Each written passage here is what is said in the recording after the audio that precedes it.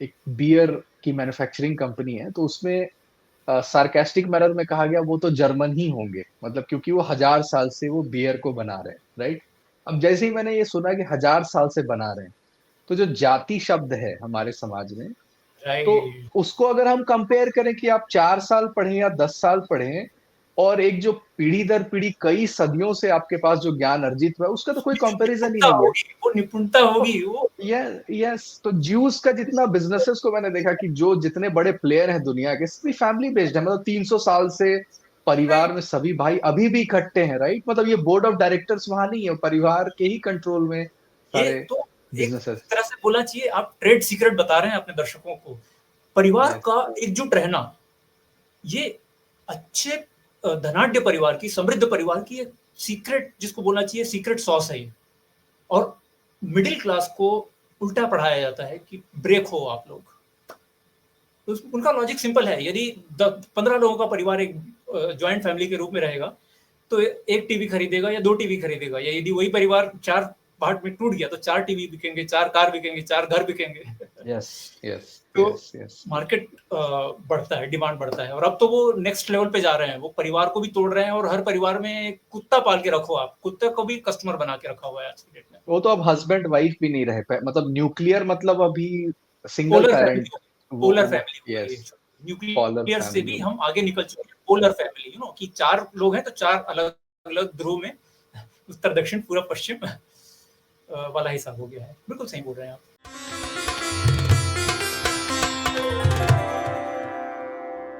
तो जो एक कमी दिखती थी, या मेरी एक चाहत थी कि जो मारवाड़ी हैं या बनिया समुदाय है, अग्रवाल कम्युनिटी है, या जैन समुदाय है, इनके तो ट्रेड सीक्रेट्स होंगे, इनके कोई मॉडल जरूर होंगे, तभी ये इतने सक्सेसफुल हैं, राइट? तो 100%। इनकी क्या विधि है, ये परिवार आधारित जो व्यवसाय हैं, या जो परिवार भाइयों के साथ मिल करके प्रारंभ किया हुआ बिजनेस, 3 पीढ़ी, 4 पीढ़ी, 5 पीढ़ी पहले, या फिर ऐसा भी होता है जो पाकिस्तान से हिंदू जो भारत आए, राइट? कुछ भी नहीं था उनके पास, एंड समहाउ इन 3 जनरेशंस उन्होंने। अपने पैरों पे खड़े होके और या नंबर या 1 अपनी अपनी सिटीज में हो गए वो। Yes, yes, yes. तो ये जो विक्टिमहुड भी है कि देखो हमारे पूर्वजों के पास कुछ नहीं था, हमारा शोषण हुआ, इसलिए हम आगे नहीं बढ़ पाए, तो ऐसी चीजें एस्पिरेशनल माइंड के लिए, जिसके अंदर पुरुषार्थ है, उसके लिए मायने नहीं रखती, राइट? उसके लिए कोई मायने तो नहीं रखता। तो आपकी पुस्तक, आई थिंक संगम टॉक में आपके बारे में मैंने सुना था, एंड जी। अद्वैत व्यवसाय उपनिषद 5 साल पहले मैंने खरीदी, घर में रही। ये दर्शकों को भी मैं दिखा दूं, ये अद्वैत व्यवसाय उपनिषद जी। जी। जी। अरविंद अग्रवाल सर द्वारा ये लिखित है। और इसमें कुछ ही चैप्टर, मतलब 5 ही चैप्टर पढ़ने के बाद मुझे लगा कि इसमें बहुत सारी बातें हैं, हेविली कंडेंस्ड है, बहुत सारी बातें हैं जो, it's a kind of a different kind of business school, you can say, एक एक अलग एमबीए हम बना सकते हैं, राइट? जी। जी। जी। तो पहले तो बहुत बहुत धन्यवाद और शुभकामनाएं सर आपको, ऐसी बहुत ही यूटिलिटी वाली पुस्तक लिखने के लिए, राइट? एकदम इसका एक बहुत वैल्यू है, एंड आफ्टर फ्यू डेकेड्स ये तो बहुत चलने वाली है ये पुस्तक। आज हम इसी पुस्तक के राउंड और आपके अनुभवों पे हम चर्चा करेंगे, तो आपका बहुत बहुत स्वागत है सर। नमस्ते जी।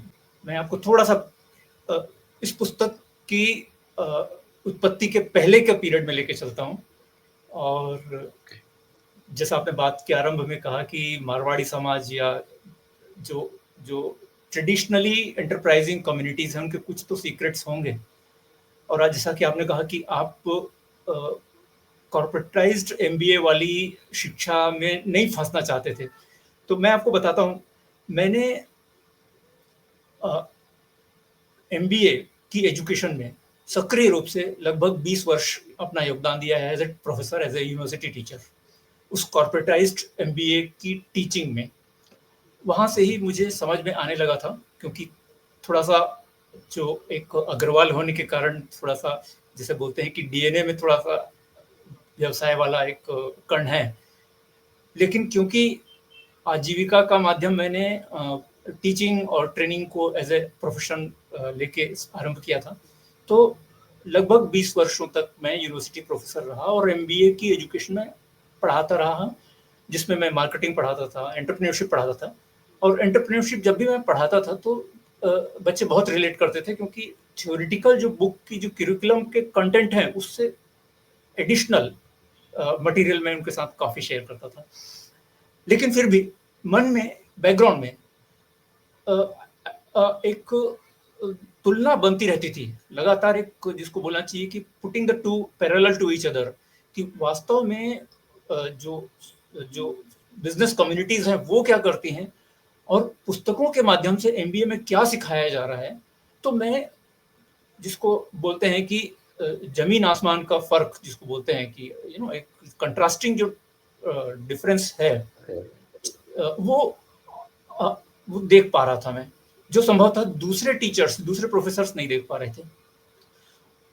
और यहाँ पर संयोग की एक बात यह है कि एज अर्ली एज 2012 और 13, if I remember it correctly, 2012 या 13 के आसपास अपने पीएचडी के दौरान मैंने आपके Indian institute of management Ranchi में एक शोध पत्र प्रस्तुत किया था, जिसका शीर्षक ही था कि भारतीय जो व्यवसायी समुदाय हैं उनके क्या ऐसे सीक्रेट्स हैं या क्या ऐसी उनकी जीवन पद्धति है कि उनके परिवारों में बिजनेस की जो एक अंतर्दृष्टि है वो पीढ़ी दर पीढ़ी ट्रांसफर होती जाती है।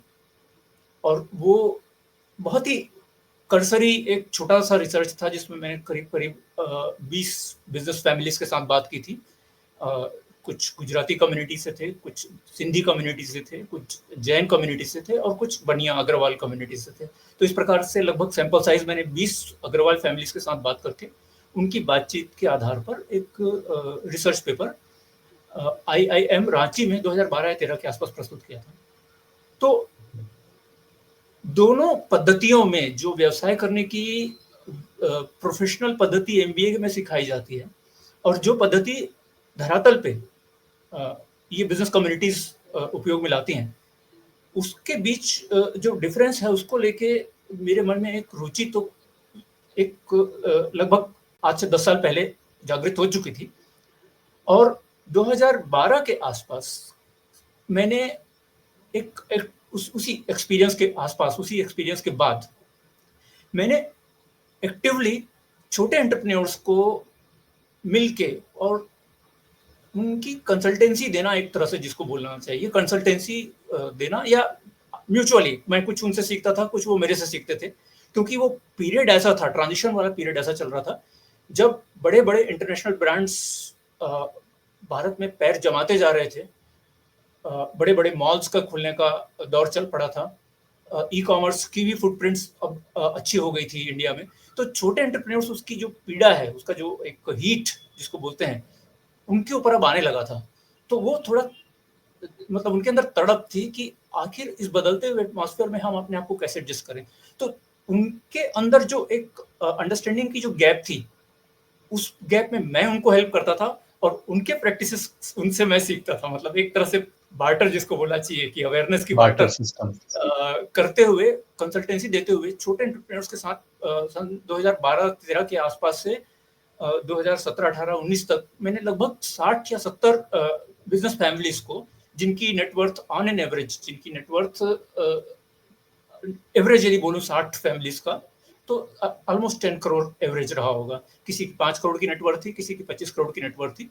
तो लगभग 10 करोड़ की एवरेज नेटवर्थ वाले लगभग 50-60 एंटरप्रेन्योर्स के साथ काम करते हुए और खुद के एक अग्रवाल जीन्स का एक जिसको बोलना चाहिए प्रभाव, उसके कारण एक अच्छी गहरी समझ मेरे मन में बैठ गई थी कि एक ऐसी पद्धति है जिसका डॉक्यूमेंटेशन आवश्यक है यदि हमें आने वाली पीढ़ियों को उद्यमिता के लिए प्रेरित रखना है।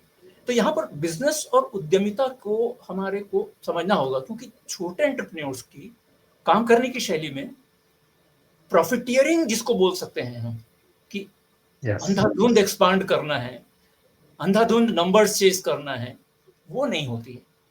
नहीं होता है। उनके काम करने की शैली में जैसा कि भारतीय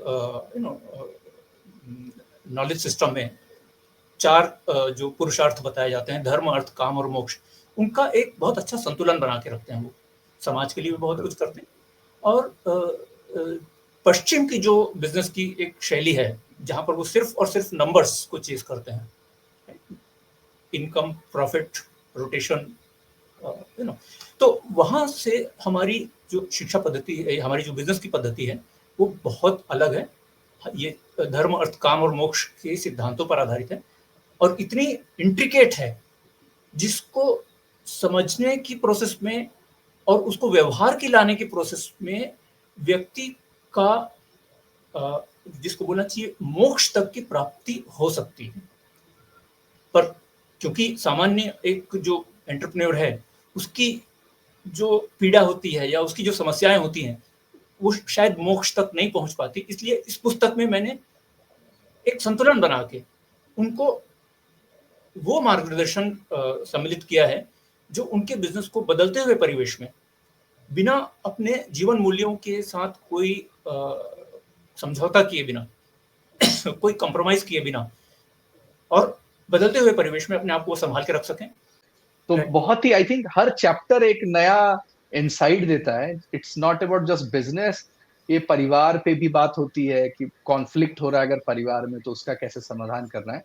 तो एक प्रश्न है मेरा आपसे, ये जो इस समय की पीढ़ी है, हमने देखा है कि इनहेरिटेड बहुत अच्छा वेल एस्टैब्लिश्ड बिजनेस है, ठीक है, मान लीजिए 2 पीढ़ी 3 पीढ़ी से चली आ रही है, लेकिन उनको है कि नहीं, मुझे कॉलेज जाने, अच्छे कॉलेज जाने हैं और मुझे मेट्रो सिटी में जाके जॉब करना है, राइट। मतलब एक लाइफस्टाइल उनको नहीं मिल रही है। इवन बनारस के भी कई लोगों को हमने देखा कि वो वहां के पारंपरिक अपने जो दुकान है उसको छोड़ करके, शहर छोड़ करके रेंट पे रह रहे हैं और घर से बहुत दूर। तो ऐसा क्यों हो रहा है और यहाँ पर क्या गैप आ रहा है कि सब कुछ होते हुए लोगों को एस्पिरेशनल नहीं लग रहा है, शायद वो बड़ा नहीं लग रहा है वो काम, मतलब क्या जी, डिफरेंस उनको महसूस होता है कि वो छोड़ आपने देते जो हैं? आपने जो बात कही, ये अलार्मिंग है और ये ऑब्जर्वेशन समहाउ मेरा भी रहा है। इनफैक्ट ज्यादा दूर नहीं, हमारे परिवार में भी ऐसा हुआ है कि अ, बड़े ब्रदर का बिजनेस है, उसको उनका मतलब अब जो मेरा भतीजा है वो नहीं करना चाहता।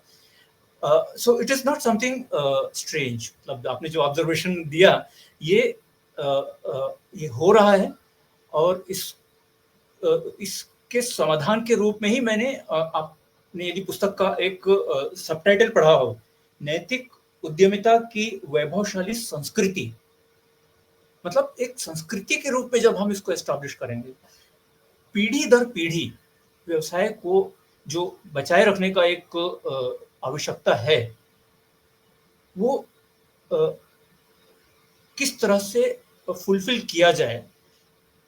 अभी इस प्रश्न को हम 2-3 पार्ट में तोड़ के समझते हैं। आपका जो ऑब्जर्वेशन है कि अगली पीढ़ी के बच्चे मेट्रो सिटीज में जा रहे हैं, किराए के मकान में रह रहे हैं, एमबीए वगैरह कर लेते हैं और एक जॉब कर रहे हैं। ये पैटर्न जो है, इसको अपन 2 या 3 हिस्सों में समझने की प्रयास करते हैं। पहला तो हिस्सा है इसका, जो नवयुवाओं के ऊपर आज की प्रचलन का, ट्रेंड का या फैशन का एक जो प्रभाव पड़ जाता है, ये सोशल मीडिया, फ्रेंड सर्कल के बीच, और कुछ ऐसा कि यदि बच्चे छोटे शहर में ही रह जाते हैं तो उनके फ्रेंड जब निकल के पुणे, बॉम्बे, हैदराबाद और गुड़गांव चले जाते हैं, तो एक जब उनके बीच कम्युनिकेशन होता है तो एक तुलना बनती है। तो एक तरह से ये बहुत ही जिसको बोलना चाहिए कि एफेमेरल जिसको बोलते हैं, कि ये बहुत ही थोड़े समय तक अच्छा लगने वाली एक फीलिंग होती है, लेकिन लॉन्ग रन में अपने परिवार के बिजनेस को छोड़ के आने के जो जो जो ड्रॉबैक्स हैं, वो नवयुवा तो नहीं समझते क्योंकि वो प्रभाव में है, लेकिन समहाउ इवन पेरेंट्स जो हैं वो इस चीज को समझा नहीं पा रहे हैं। और इसीलिए, ताकि पेरेंट्स अपने बच्चों को समझा पाए, मैंने ये उपनिषद वाली पद्धति अपनाई है। क्योंकि जब तक बच्चे बड़े हो चुके हैं और उसके बाद यदि अपन ने समझाना उनको शुरू किया, तब तक काफी देर हो चुकी होगी। देर हो आजकल चुकी है। लगभग 10 साल या 12 साल की एज के बाद पेरेंट्स का सुनना बंद कर देते हैं। वो वही बात मानेंगे जो उनकी डिवाइस पे गूगल और या आजकल आर्टिफिशियल इंटेलिजेंस बोल रहा है, या सोशल मीडिया बोल रही है, या उनके दोस्तों के बीच जो एक नैरेटिव चल रहा होता है। तो यदि अर्ली स्टार्ट नहीं किया हमने as a family, as a entrepreneur, as a business family, बच्चों को संस्कार में और अपने अपने परिवेश में ढालने के लिए अर्ली स्टार्ट नहीं किया। अर्ली में व्हेन आई एम सेइंग, जब वो 2 3 4 साल के हैं तब से उनकी ट्रेनिंग एक तरह से शुरू हो जानी चाहिए। अब यहाँ पर मुश्किल ये आती है कि पेरेंट्स हेल्पलेस फील करते हैं कि आखिर हम सिखाएं क्या। तो उनको सामग्री मिले, इसलिए मैंने ये पुस्तक लिखी, पेरेंट्स को इक्विप करने के लिए। क्योंकि पेरेंट्स के पास यदि सामग्री नहीं होगी तब मतलब यदि हम उनको तभी ब्लेम कर सकते हैं जब हमने उनको इक्विप किया है। अभी उनके साथ एक तरह से अपने व्यवसाय में इतना बिजी रहेंगे वो, एक दुकान जो जाते हैं, संवाद का समय नहीं। जी, संवाद करने के लिए बिजी रहते हैं। अच्छा, एक टिपिकल जो बिजनेस फैमिली की एक लर्निंग स्टाइल बोलिए या उनके काम करने का या बात करने का स्टाइल बोलिए, वो बहुत ज्यादा पढ़ के नहीं सीखते हैं, बुकिश नहीं होता उनका बुकिश अप्रोच नहीं होता। तो मतलब उनको क्या होता है संवाद करने में कि एक छोटी छोटी बातें सिखाने में उनको बहुत मुश्किल आती है। वो काम खूब कर देंगे लेकिन सिखा नहीं पाते, शब्दों में पिरो नहीं पाते हैं। हाँ, शब्दों में पिरो नहीं पाते हैं। शब्दों में पिरो नहीं पाते, मतलब छोटी छोटी अर्थपूर्ण संवाद अनौपचारिक तरीके से करना, ये एक कला होती है। और मैं चाहूंगा कि बिजनेस फैमिलीज इस कला को सीखें, और ताकि बच्चों को जल्दी से हम अर्ली स्टेज में ही अपने परिवार की संस्कृति के एंटरप्रेन्योरशिप की जो संस्कृति है उसमें हम उनको ढाल पाएं। और एक बार वो दूरदृष्टि बच्चों के अंदर आ जाएगी, फिर वो तुलना करना बंद कर देंगे। फिर वो समझ जाएंगे कि जो बच्चे थोड़ी सी थोड़े से प्रलोभन के लिए बड़े शहर जा रहे हैं, वो क्या मिस कर रहे हैं। They are missing on quality of life, they are missing on peace of mind, they are missing on एक जो फ्रीडम होती है, एक एंटरप्रेन्योर को जो फ्रीडम होती है, वो फ्रीडम जॉब में रह के कभी नहीं मिल सकती। जो सेंस ऑफ एडवेंचर जो होता है, जो बिजनेस में एक एक्साइटमेंट है, वो जॉब में कभी नहीं मिलेगी। जॉब में सिर्फ और सिर्फ प्रेशर मिलेगा, सिर्फ और सिर्फ टारगेट मिलेंगे, सिर्फ और सिर्फ बॉस की स्कोल्डिंग मिलेगी। तो ये छोटी छोटी चीजें हैं जिसको हम क्वालिटी ऑफ लाइफ से बहुत क्लोजली लिंक कर सकते हैं, और बच्चों को समझ में आती है। ऐसी बात नहीं कि नहीं समझ में आती, सिर्फ वो एक छोटा सा पीरियड होता है, 2 3 साल का विंडो होता है जब वो बहकावे में आ जाते हैं। उसका तीसरा पहलू बताता हूं मैं आपको। तीसरा पहलू कुछ परिवारों में ये देखने में आता है कि पिछली पीढ़ी ने तो मेहनत करके बहुत अच्छा बिजनेस सेट कर लिया, अगली पीढ़ी को कोई संघर्ष नहीं करना पड़ा, सब कुछ कंफर्टेबली अवेलेबल है। उस केस में दूसरी तरह की प्रॉब्लम होती है कि वो पैसे की वैल्यू नहीं समझते, एम्प्लॉइज के साथ कैसे काम कराना है, लीडरशिप क्वालिटीज नहीं होती उनके पास। केबिन में घुसते हैं तो मैनेजर को बुलाने के बाद प्रश्न क्या पूछने हैं उनको समझ में नहीं आता। बिजनेस के क्या कंट्रोल पॉइंट्स हैं, कहाँ पर निगरानी रखनी है, कहाँ पर मॉनिटरिंग करनी है, वो उनको क्लियरिटी नहीं होती, क्योंकि उन्होंने अपने हाथ से कुछ नहीं किया। तो इन एनी केस आपको कहीं ना कहीं इस पुस्तक में कम से कम 4 जगह पढ़ने को मिलेगा कि एक बिजनेसमैन की जो फैमिली है वो सीखने सिखाने के लिए बहुत अच्छा एक प्लेटफॉर्म बनी रह सकती है। और यदि हम किसी तरह इसको अकम्प्लिश कर पाए तो एंटरप्रेन्योर की फैमिली किसी भी यूनिवर्सिटी से ज्यादा बड़ी इंस्टीट्यूशन, ज्यादा महत्वपूर्ण इंस्टीट्यूशन साबित हो सकती है देश के लिए, अर्थव्यवस्था के लिए, समाज के लिए।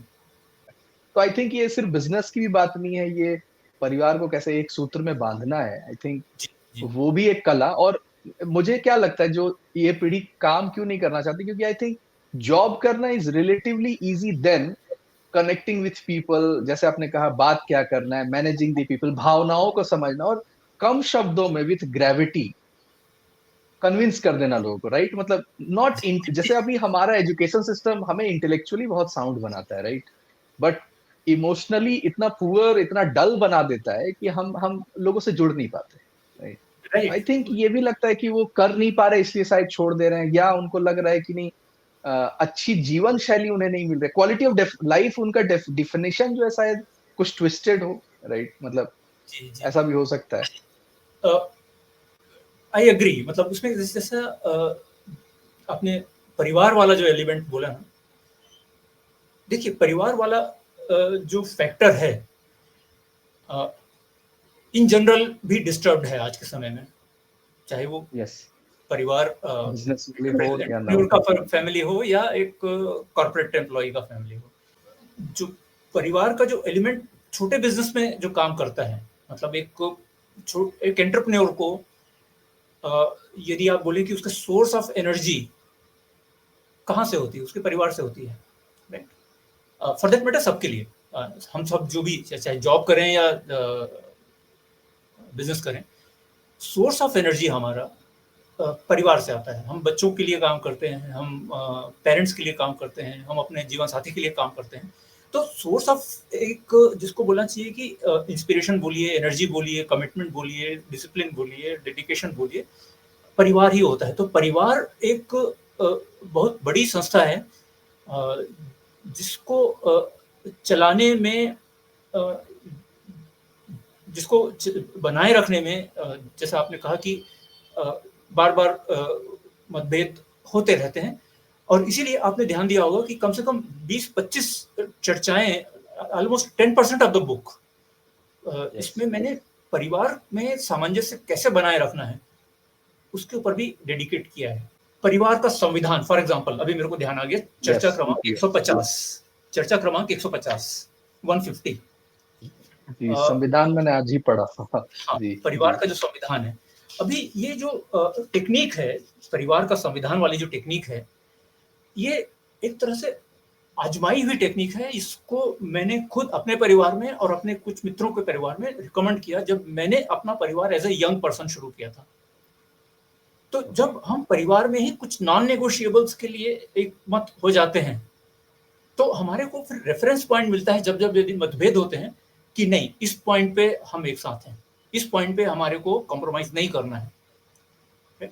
और इसी प्रकार के कम से कम 20 दूसरे डिस्कशंस हैं जिसमें मैंने परिवार में एकजुटता क्यों बनाए रखनी है, इस पे बहुत अच्छे से पाठकों को सिखाया है। और इसीलिए मैंने इस पुस्तक को, हालांकि इस पुस्तक का नाम व्यवसाय उपनिषद है, लेकिन ऐसे कम से कम 20% मेरे पाठक हैं जो इन जनरल इस पुस्तक को पढ़ रहे हैं, इन जनरल, क्योंकि इसमें व्यावहारिक रूप से जिसको बोलना चाहिए जीवन यापन कैसे करना है, उसके ऊपर काफी चर्चाएं हैं। एक चर्चा है जो एक पेज में ही खत्म होती है, जिसमें दो मैंने हाथों का ऐसे चित्र बना के दिया हुआ है। इसमें मैंने एक मतलब मैं दर्शकों के साथ शेयर करता हूँ कि एक छोटी सी टेक्निक मैंने शेयर की है कि एक एंटरप्रेन्योर है, उसके ऊपर कोई बॉस नहीं होता, और क्योंकि वो फ्री होता है इसलिए कभी कभी उसके अंदर अनुशासन की कमी आ जाती है कि कोई बोलने वाला तो है नहीं, जो मन में आए वो करो। तब अपने आप को डिसिप्लिन में कैसे बनाए रखना है ना, कोई डांटने वाला नहीं है यहाँ पर, आपको कोई बॉस नहीं है। तो एक टेक्निक जो मैंने यूज की है और जिससे मैं बहुत रिलेट करता हूँ कि every day before going to sleep, रात को सोने से पहले मैंने अपने बाएं हाथ को बॉस बना दिया था और दाहिने हाथ को एम्प्लॉय बना दिया था, राइट? और left hand use to instruct right hand कि कल आपको क्या क्या करना है, और रोज शाम को right hand will report to left hand, left hand will analyse and report back, instruct back to right hand. तो ये छोटी सी एक टेक्निक है कि अपने ही बाएं हाथ को बॉस बना दो, दाहिने हाथ को। तो सेल्फ डिसिप्लिन लाने में इस तरह की छोटी छोटी, जिसको बोलना चाहिए थोड़ी फनी टेक्निक्स भी मैंने बहुत मतलब दी है, जो काम करती हैं। मतलब उसका एक एंटरटेनमेंट वैल्यू भी है और साथ ही साथ एक इफेक्टिवनेस वैल्यू भी है, और ऐसी चर्चाएं सिर्फ एक पेज में खत्म हो जाती हैं। एक और प्रश्न या एक और ऑब्जर्वेशन जो मेरे दिमाग में आता है कि जब व्यापार छोटे हुआ करते थे तो समाज निर्धारित करते थे उनका फ्रेमवर्क, उनके मॉडल, जैसे धर्म अर्थ काम मोक्ष समाज में क्योंकि प्रचलित है तो छोटे व्यापार भी उसके अनुसार चल रहे हैं। अभी जैसे बिग कॉर्पोरेट्स आते हैं, अभी क्योंकि वो समाज से भी बड़े हो गए। व्हाई? बिकॉज समाज न्यूक्लियर फैमिली में चला गया और कॉर्पोरेशंस बिग हो गए। अब उनके जो एचआर हैं, वो जो पॉलिसी बना रहे हैं, वो अब समाज इन्फ्लुएंस हो रहा है उससे। मतलब अब कॉर्पोरेट्स, कंपनियाँ जो है वो समाज चला रही है, राइट? जीने का जो तरीका है हमारा, जी, जी। कंपनीज़ के आधार पर, समाज अब उनको डिक्टेट भी नहीं कर रही। तो ये जो है कि अब हम काइंड ऑफ एक कॉलोनाइज़ेशन अगर हम बोलें कि हम है ना? ये अपने हिसाब कॉलोनाइज़ेशन से अब जी नहीं पा रहे, राइट? 3.0 है ये, एक्चुअली कॉलोनाइज़ेशन 3.0 है ये। 3.0 ओके, ओके। ये सरस्वती पूजा होता है तो जो चंदा है वो छोटे दुकान वाले ही देंगे। आपको बड़े बिग कॉर्पोरेट्स कोई चंदा नहीं देने वाला आपके कोई भी जो भी त्योहार आप मना रहे हैं, तो इनका पार्टिसिपेशन नहीं होता, राइट? मतलब हमारे लोकल फेस्टिवल्स में एंड ऑल। तो हाँ, बिल्कुल ठीक बोल रहे हैं, आप बिल्कुल ठीक बोल रहे हैं। रवि जी, यहाँ पर मैं 2 शब्द श्रोताओं के साथ, दर्शकों के साथ शेयर करना चाहूँगा, आपके साथ शेयर करना चाहूँगा। हम सब जानते हैं दोनों शब्दों को, सिर्फ़ उसको एक कॉन्टेक्स्ट में वापस लेके आने वाली बात है। और फिर मैं इसका थोड़ा इसका ऐतिहासिक पृष्ठभूमि जिसको बोलना चाहिए कि अपन बिल्डअप करेंगे, और फिर इसका सॉल्यूशन क्या है इसके ऊपर अपन आएँगे। जो 2 शब्द हैं, एक है इकोनॉमिक्स, अर्थशास्त्र, जो प्योरली डिमांड और सप्लाई की, डिमांड है या डिमांड क्रिएट किया हुआ है और फिर उसको सप्लाई करना है। तो यहाँ से एक प्रॉफिट का एक मार्जिन बनता है और वो जो है पॉकेट में जाता है कंपनीज के। दूसरा शब्द है सोशियोनॉमिक्स, ओके, जहां पर डिमांड और सप्लाई के साथ साथ दूसरी बहुत सारी चीजें, एक तरह से जिसको बोलना चाहिए कि एक बहुत बड़ा पहिया है जिसमें इकोनॉमिक्स में सिर्फ 2 स्पोक हैं, डिमांड और सप्लाई के, लेकिन सोशियोनॉमिक्स में बहुत सारे स्पोक्स हैं। अभी मानव संसाधन मतलब ह्यूमन रिसोर्स, कॉर्पोरेट लेंस के माध्यम से नहीं देखना है अपने को। ह्यूमन रिसोर्स मतलब हर व्यक्ति अपने आप में संसाधन है। समाज में हर व्यक्ति अपने आप में एक संसाधन है, राइट? तो व्यक्ति पर आधारित सामाजिक व्यवस्था, इसका मतलब ये हुआ है ना, सामाजिक व्यवस्था जो व्यक्ति पर आधारित है, आपूर्ति जो मांग पर आधारित है, और जो अर्थव्यवस्था है वो संस्कृति पर आधारित होनी चाहिए।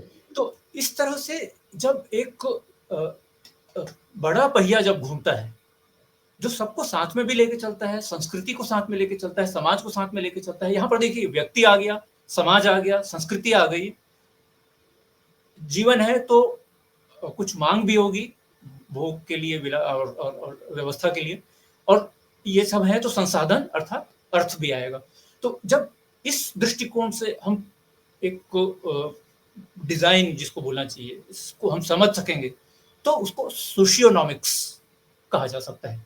संस्कृति ऐसा शब्द है या संस्कृति ऐसी अभिव्यक्ति है कि एक ही बात एक व्यक्ति को स्वीकार्य है, दूसरे व्यक्ति को अस्वीकार्य है।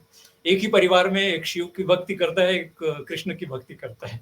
तो यहाँ पर मतभेद वाली बात नहीं है। संस्कृति में बहुत सारी चीजें होती है जो एब्स्ट्रैक्ट होती हैं, जिसको लॉजिकली या न्यूमेरिक मतलब क्वांटिटेटिवली डिफरेंशिएट करना, डिस्क्रिटाइज करना, उसको सेपरेट करना और उसको हैंडल करना पॉसिबल नहीं होता। पर क्योंकि वो डिफिकल्ट होता है, इसलिए वो पॉलिसी मेकर्स और प्रॉफिटियर्स उसको उसमें हाथ नहीं डालना चाहते। परोक्ष है जो हम संस्कृत में कहते हैं, प्रत्यक्ष नहीं है, परोक्ष है, बैक सीट पे है, नॉन मेजरेबल है, राइट? नॉन मेजरेबल है। तो जो शिफ्ट है, जो बात आपने कहा कि समाज अर्थव्यवस्था को चलाता था और अब कॉर्पोरेट जो है वो समाज को चला रहे हैं, वो शिफ्ट इसलिए हुआ है क्योंकि हम सोशियोनॉमिक्स से इकोनॉमिक्स में शिफ्ट हो गए। इकोनॉमिक्स पे we have given up to big spokes, 4 elements of the whole, जिसको बोलते हैं पहिया में से 2 स्पोक, 4 स्पोक निकाल लिए हमने। तो और जो पुरुषार्थ थे, धर्म अर्थ काम मोक्ष, अभी सिर्फ अर्थ प्रधान है, और इच्छाएं, लोगों की जो अनकंट्रोल्ड डिजायर्स हैं, राइट? तो ये जो अब आते हैं इसके ऐतिहासिक पहलू पे, जो आपने बोला कि ये कॉलोनाइजेशन जैसा हो गया है, और मैंने ऐड किया कॉलोनाइजेशन 3.0। ये मैंने क्यों बोला? देखिए, इतिहास में हम थोड़ा करके पीछे चलें यदि, तो कॉलोनाइजेशन तो लगभग उसके प्रयास तो 7वीं शताब्दी से किसी न किसी रूप में आरंभ हो गए थे, जब आक्रांताओं ने नए जमीनों पे जाके वहां पर युद्ध की एक शैली चालू कर दी थी और जमीन हड़पने का जो एक प्रोसेस चालू कर दिया था। पर 7वीं से 12वीं 13वीं शताब्दी तक काफी कंफ्यूजन रहा, क्योंकि वो पीरियड ऐसा था कि एक्सट्रीम वेस्ट और मिड वेस्ट के बीच काफी कॉन्फ्लिक्ट रहे। मतलब यदि मैं सीधे सपाट शब्दों में बोलूं तो यरूशलेम दो संस्कृतियों की जननी रही है, राइट। और एक ऐसा समय आया था जब दोनों भाइयों के बीच, जैसा अपन बात कर रहे थे परिवार में लड़ाइयाँ होती हैं, जब दो भाइयों के बीच लड़ाई हो रही थी, जब वो अपने गुरु के पास पहुंचे या अपने मार्गदर्शक के पास पहुंचे, तो उन्होंने एक बहुत ही सरल सा समाधान दिया था कि भाई आप इसमें आप पूर्व की तरफ जाओ, जो जमीन आप ले सको वो आपकी हुई, या पश्चिम की तरफ जाओ, जो जमीन आपकी हो आप ले लेना। तो इस प्रकार से एक तरह से उनको ढाढ़स बंधा के भेज दिया। और इस प्रकार से दो बड़ी बड़ी सभ्यताओं का, जिसके मैक्सिमम कंट्रीज हैं, सभ्यताएं नहीं बोलना चाहिए उनको, पर जो भी है उसका एक जन्म हुआ 12वीं शताब्दी के बाद। लगभग ऐसा हुआ कि 12वीं से 15वीं शताब्दी के बीच कुछ वैज्ञानिक डेवलपमेंट अच्छे हुए, टेक्नोलॉजिकल और साइंटिफिक डेवलपमेंट अच्छे हुए। और टेक्नोलॉजिकल डेवलपमेंट 15वीं शताब्दी, 16वीं शताब्दी, 17वीं शताब्दी के आसपास इस लेवल पर पहुंच गए कि उन्होंने मास मैन्युफैक्चरिंग महायंत्र जिसको बोलते हैं, जो कि हमारे सनातन फ्रेमवर्क में मिनिमलिस्टिक रहने की एक सजेशन दिया गया है कि यंत्रों का मिनिमम उपयोग करें या महायंत्रों का तो उपयोग लगभग ना करें। तो महायंत्रों का एक प्रकार से उन्होंने आविष्कार ही बोलूंगा मैं, डेवलपमेंट कर लिया और मास मैन्युफैक्चरिंग उन्होंने शुरू कर दी। और वहां से तीन चीजें एक साथ आनी शुरू हो गई थी: कैपिटलिज्म, कॉलोनाइजेशन और मार्केटिज्म। महायंत्रों पर आधारित मैन्युफैक्चरिंग, मास मैन्युफैक्चरिंग के लिए, क्योंकि बड़े जमीन, बड़े कैपिटल, बड़े ह्यूमन रिसोर्स की आवश्यकता पड़ने लगी थी, तो उसके लिए बड़े कैपिटल की भी आवश्यकता पड़ने लगी थी। तो धीरे से ये हुआ कि कैपिटल के माध्यम से एक ऐसा सिस्टम खड़ा किया गया ताकि बड़ी मात्रा में मैन्युफैक्चरिंग हो, और फिर बड़ी मात्रा की खपत के लिए और फैक्ट्री में काम करने के लिए लोगों को गांवों से, या अपने जिसको बोलना चाहिए कि एबोरिजिनल, उनकी जो भी हैबिटेट थी, वो गांव में रहते थे, जंगलों में रहते थे, वहां से डिस्प्लेस करके छोटे छोटे शहरों में कन्वर्ट करना एक तरह से प्रोसेस शुरू किया। शहर से उनको दोनों मिल जाते थे, काम करने के लिए एम्प्लॉइज मिल जाते थे और खपत के लिए उनको मार्केट मिल जाता था। तो मार्केट को ऑर्गेनाइज करने की प्रोसेस वहां से शुरू हुई। और फिर मार्केटिज्म, क्योंकि मार्केट से जब प्रॉफिट आना शुरू हो गया तो ऑर्गेनाइज्ड मार्केट, ऑर्गेनाइज्ड डिमांड की एक तरह से पैटर्न, एक तरह से उनको एक फ्रेमवर्क मिल गया, एक फॉर्मूला मिल गया कि अब इसी को कॉपी पेस्ट करना है अपने को और जगह पे, बस। सो तीनों चीजें जब एक साथ आ गई तो धीरे धीरे धीरे धीरे इतनी पावरफुल हो गई कि आज के समय में इन्हीं तीनों का कोऑर्डिनेशन पूरी दुनिया को आज भी कंट्रोल कर रहा है। आज यदि मन के ऊपर आपने कंट्रोल कर लिया, आपने उनका पूरा व्यवहार कंट्रोल कर लिया, उनकी जेब के ऊपर यदि आपने कंट्रोल कर लिया, तो बाइंग कैपेसिटी के ऊपर कंट्रोल कर लिया, दैट्स इट। तो आज के समय जो युद्ध है वो बिना हथियारों के लड़े जा रहे हैं, कॉलोनाइजेशन बिना एंट्री के किया जा रहा है। उनके लिए disciplined population, wise population, intelligent population उनके लिए प्रॉफिटियरिंग में एक ऑब्स्टेकल है। डल पीपल्स, डम पीपल। तो एक बहुत ही ऑर्गेनाइज्ड तरीके से वो लोगों को डम्ब बना रहे हैं, लोगों की जिसको गैस लाइटिंग बोलते हैं इंग्लिश में, लोगों को इतना कंफ्यूज कर देते हैं कि हम अपने ही डिसीजन का एनालिसिस ना कर पाए, इस लेवल तक ले जाके उनको छोड़ते हैं।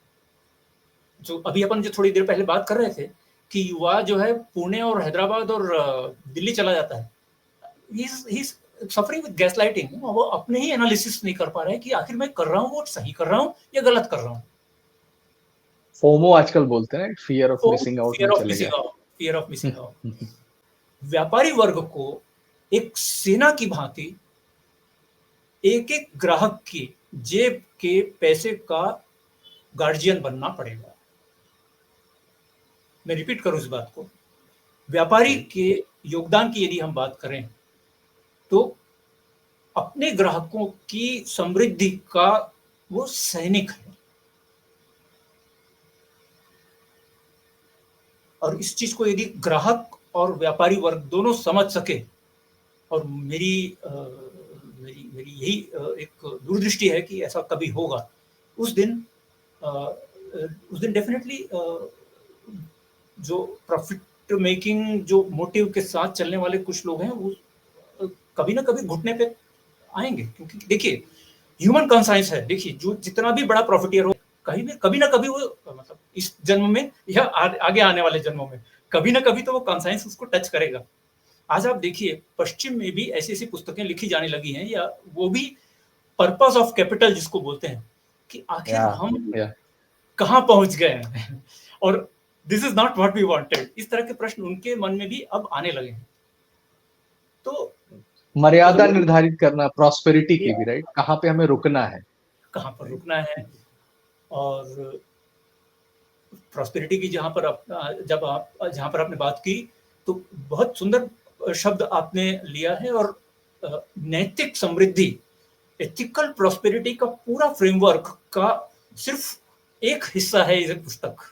इसके अलावा मैंने ये बात पुस्तक में बार बार कही है कि व्यवसाय की समझ और पैसे की समझ पैरेलल, समानांतर चलते हैं, साथ साथ चलते हैं। तो मैंने इस पुस्तक को प्रोड्यूस करने के बाद 158 एपिसोड का एक वीडियो प्रोग्राम, एक वीडियो बेस्ड कोर्स भी रिलीज किया हुआ है, अद्वित मनी मैटर्स, जो सिर्फ और सिर्फ फाइनेंशियल हैप्पीनेस और फाइनेंशियल डिसिप्लिन या फाइनेंशियल हैबिट्स, फाइनेंशियल एप्टीट्यूड के बारे में चर्चा करता है। वो एक इंडिपेंडेंट प्रोडक्ट है, इंडिपेंडेंट प्रोग्राम है जो कि अद्वित के प्लेटफॉर्म पे अवेलेबल है। और यहीं पर मैं आपको बताना चाहूंगा कि नैतिक समृद्धि पर मैंने अष्टलक्ष्मी और नवनिधि, अष्टलक्ष्मी की परिकल्पना हमारे सनातन में है और नवनिधि भी हमारे उपनिषदों में भी उसका उल्लेख है। और हनुमान चालीसा पढ़ते ही हैं, अष्ट सिद्धि और नवनिधि के दाता। तो जो नवनिधि है वो भी मतलब पैसे के बहाव से संबंधित बहुत बढ़िया कॉन्सेप्ट है, जिसके ऊपर मैंने विस्तार से एक अन्य पुस्तक में श्री सिद्धि 121 करके ये एक पुस्तक है जिसपे मैंने नवनिधि के ऊपर काफी अच्छे से एक्सप्लेन किया है। तो हमारे पूर्व के, हमारे भारतीय संस्कृति में समृद्धि को बहुत अच्छे से समझा गया है और उसके लिए proper thought process, proper framework दिए गए हैं। जी, जी। तो अभी मैं बनारस भी गया था, तो मेरी एक पुस्तक है वृक्ष आयुर्वेद आधारित, तो वो चौखंबा पब्लिकेशन ने पब्लिश की है। तो 125 साल पुरानी पब्लिकेशन हाउस है वो। तो जैसे ही मैं गया तो वो दुकान के बगल में ही घर भी है उनका, तो बड़ा-सा आंगन और मतलब एक हॉस्टल की तरह लग रहा था, राइट? मतलब कई कमरे हैं एंड कई लोग रह रहे हैं। तो मैंने उनसे पूछा कि ये तो बहुत रेयर बात है कि एक तो 125 साल पुरानी पब्लिकेशन एजेंसी और सभी परिवार एकजुट हैं, और अगर ऑफिसेस बने तो अलग-अलग, थोड़े परिवार अलग-अलग हुए हैं, बट समहाउ मोर और लेस वो जॉइंट ही है, राइट? तो ये मुझे दिखा कि और इसलिए वो मैंने उनसे कहा कि क्या हो सकता है, ये भी हो सकता है कि आपने जो संस्कृत ग्रंथों को पब्लिकेशन किया 125 साल से, उन ग्रंथों के सानिध्य में उसका प्रभाव भी आपके ऊपर पड़ा हो, मतलब जो कंटेंट था, राइट? मतलब आयुर्वेद पे पुस्तक छापी, गर्भाधान पे छापी, राइट?